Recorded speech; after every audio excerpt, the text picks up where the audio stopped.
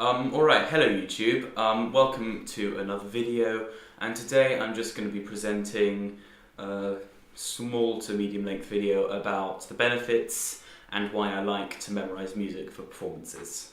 Though this will contain not just jazz guitar, it still applies to jazzers because they often learn pieces from memory, as do classical musicians. So, memorising music is a really important part of playing the piece, especially for most solo classical performers who will stand up with their violin or sit down for their piano or whatever, and they'll play from memory. And there's a really good reason for that, because it just helps to amplify the performance, and you can get more immersed into the music when you're not reading it off a page. And also you don't have the music on the stand or sound, so you don't distract people as much. But I'm going to play a couple of clips on the viola, which I have down there, and the piano, which you can hopefully see behind me. If you can't see it, you probably need a pair of these.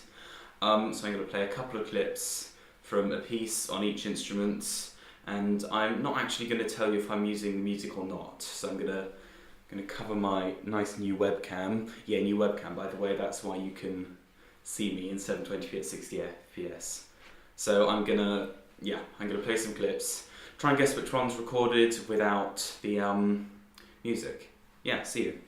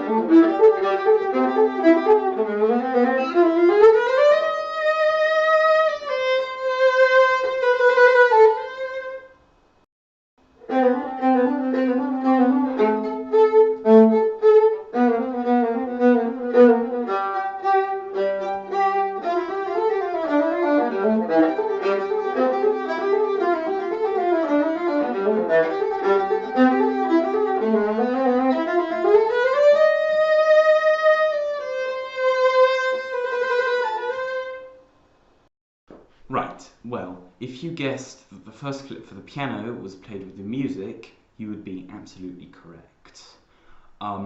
Maybe you didn't, in which case I'm afraid you're wrong. And for the viola, I think you'll find that the second clip was played with the music. I didn't record a video, obviously, but you had that thing on the screen saying audio 1 and audio 2, or whatever. Maybe I didn't say audio, maybe I said viola 1. But the point is, for the first one on the piano, I used the music, second one I didn't. First one for the viola, I didn't use the music, second one I did.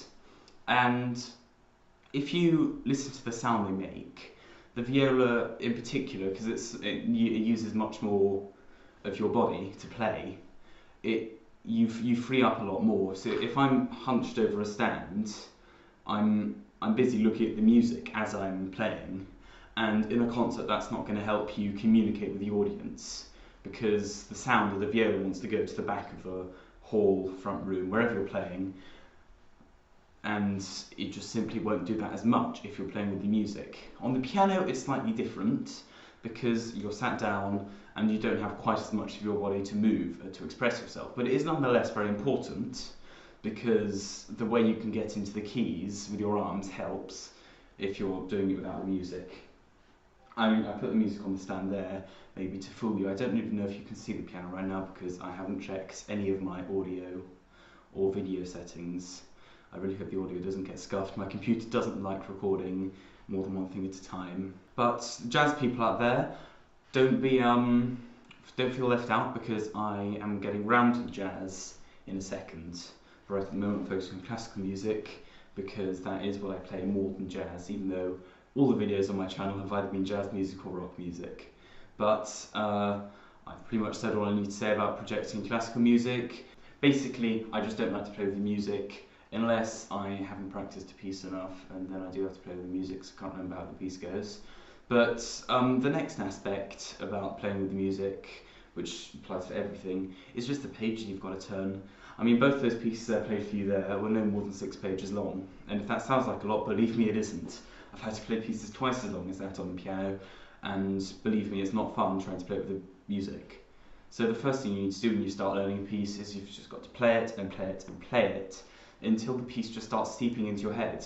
That's how I learn music. I don't purposefully sit down one day and think, right, I'm going to learn this much today, or at least very rarely. If I'm feeling particularly stressed, I might set myself some goals, but normally I don't like to sit down and learn it. But I just find that in the first 2 weeks I'll just start thinking, oh, I think I can remember how this goes, and eventually it just builds up. I think that's the best form of memory, because if you try and memorize bits in pieces in a certain order, it can just feel a bit fragmented, whereas if you build it up your own way, you'll just gain a bit more freedom, I think, and that's what music is all about, so your freedom of movement and expression.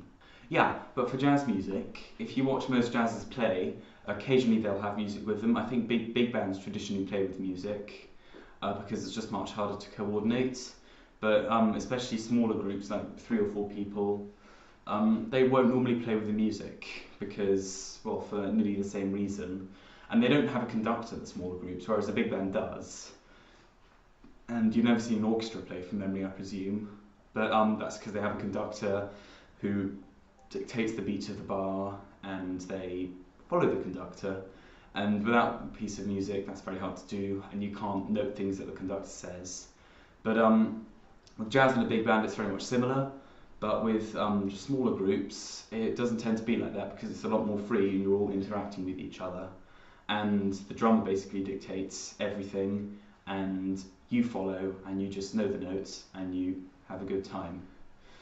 Yeah, so thank you for watching my video. I really do hope you found it very informative. Please leave a like if you do. I mean, I'm going to be uploading twice now, pretty much. As I'm recording this, the video I last uploaded is rendering. So that's going to go up, and this is probably going to go up on Sunday, Saturday if I'm feeling particularly productive, but the chances are I won't be. And I mean, I've smashed 2 uploads a week this week, I'm sure, as I'm recording this on Tuesday, so I can't really say that yet. But 2 uploads a week is my sort of target, but 1 upload a week I will almost certainly manage to achieve. School goes back next week, so I might have more time, might not have more time. Chances are I won't have more time, so 1 upload a week it is, I guess, unless I say otherwise in my next video.